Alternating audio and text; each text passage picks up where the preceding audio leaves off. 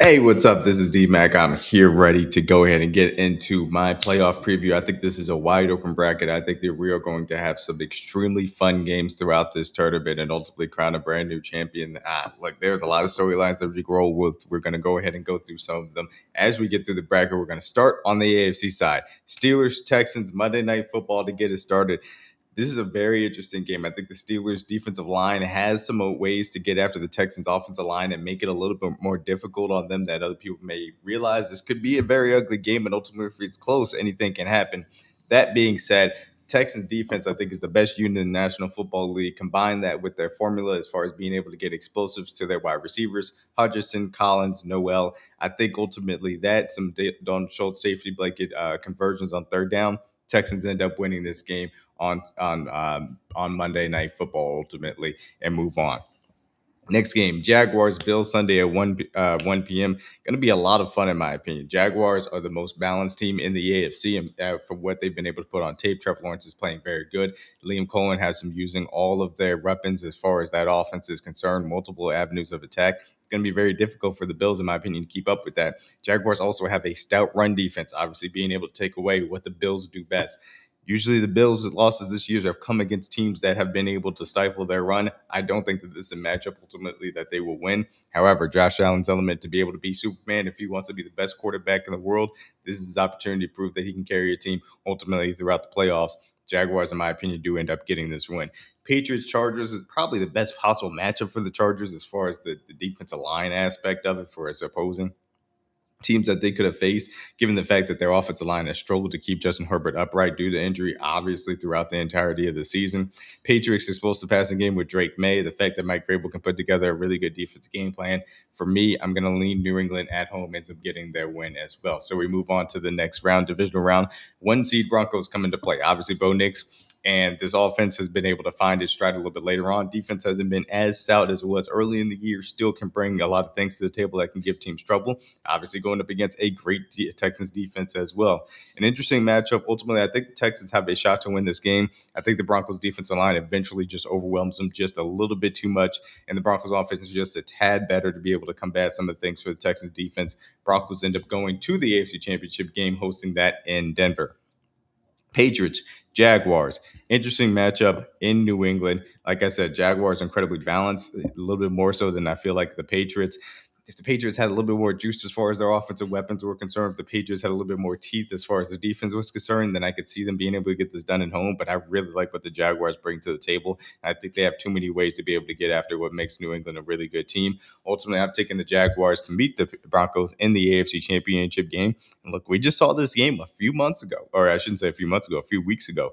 Jaguars went to Denver, had no problems being able to beat them pretty handily. Now, look, I'm not saying it's going to be a repeat and it's going to be a different playoff environment within Mile High. I will not act otherwise, but I will say this.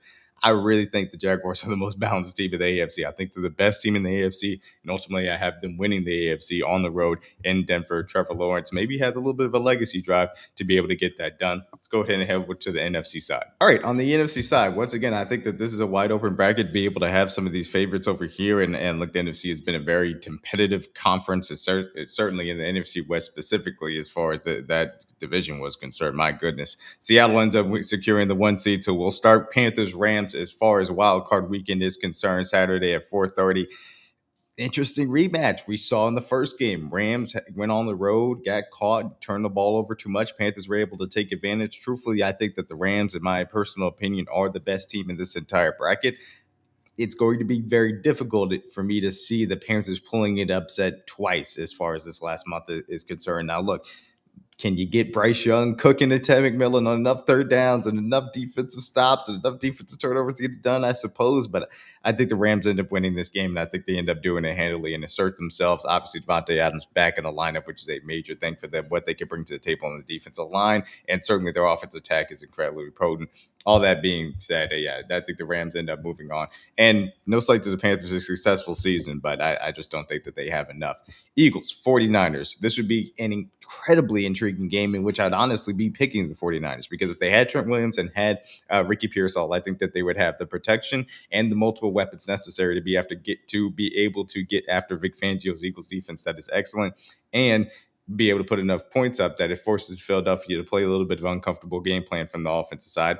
That being said, these guys not playing is going to make that very difficult, in my personal opinion. As a result, I got to stick with the Eagles, who have a good formula, can out talent you on offense, and obviously bring a high level defensive game. But Niners, if they find the type of offensive success that they had prior to that Seahawks game, they turn this into a shootout, then it gets spooky for Philadelphia. Bears, Packers rematch of these two teams that we saw twice. Obviously, the Packers ended up, gifting the game of sorts to the Bears in that second matchup. My personal opinion, I think the Bears are simply a better team right now. Their run game is stout. They can absolutely dominate the Packers on the ground in a similar manner that you saw with Derrick Henry, and they have the explosive passing game. They've been one of the more explosive offenses in the National Football League for a reason. Get Rome Odunze back, in addition to their weapons who have their rookie weapons, I should say, that have really emerged in DJ Moore, Caleb Williams, looking comfortable in that Ben Johnson offense. Defense is suspect to say the least. However, they are opportunistic. I think they can get a little bit of love, mistake, and be able to turn him over one time, as well as volatility that comes with his play.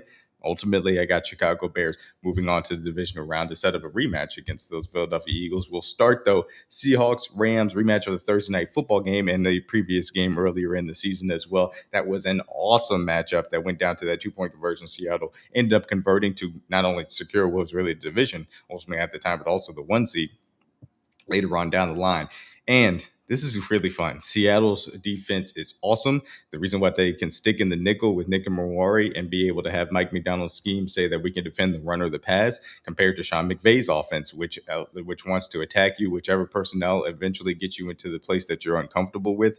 Reality, that doesn't matter, because the Rams can do multiple tight ends, obviously have Devontae Adams and Puka Nacua, and they have their run game. I think it's going to be extremely fun again. The Rams will find a way to put up points. Sam Darnold, does he turn into a turtle? I don't know if that's necessarily going to happen, but it may only take one or two mistakes to make the difference in this game. Like I said, I think the Rams are the best team. I think ultimately they do move on and pull off the upset, Seattle on the road. We'll see if it's considered an upset or not, but I think these are two awesome teams, and that's going to be a spectacular game. Rematch again, Bears-Eagles. Bears went into Philadelphia, ran all over the Eagles, were able to get that win on the road. This is going to be very difficult for them to repeat that. Jalen Carter, I think, changes the face of that scheme from that standpoint. However, the multitude of weapons that they have, the fact that they can be explosive, if they can put up another representative offensive performance on that Vic Fangio defense, again, making Philadelphia's offense have to be a little bit uncomfortable, maybe chasing at a certain point, especially their ability to shorten possessions. Create one mistake from Jalen Hurts, then all of a sudden that's a formula for them to move on. I like that formula a little bit more than I do what's going on with the Philadelphia Eagles offensive scheme right now, just me personally. And look, this is going to be another excellent game, and the Eagles very much can win it. I'm picking the Bears to go to the NFC Championship and meet those Los Angeles Rams go on the road to Chicago. I assume it's going to be cold because it's going to be January in Chicago. That entire team is going to be raucous. However, this is where the Bears defense really, I think, just comes home to roost. The Rams have the talent and the scheme necessary to dominate them, match them run for run as far as shortening possessions, and ultimately are able to move on to the Super Bowl versus those Jacksonville Jaguars. And so you set up what is going to be a really fun Super Bowl between two very balanced teams, two teams that can get after as far as defensive lines are concerned, two teams that can run the ball, be explosive as far as the passing game is concerned. I like the experience. The experience is a big factor for me as far as this game is concerned. Matt Stafford has been there. Sean McVay has been there. They have done that. I think that they prove it. They prove their mettle in Santa Clara on February 8th and win the Super Bowl ultimately.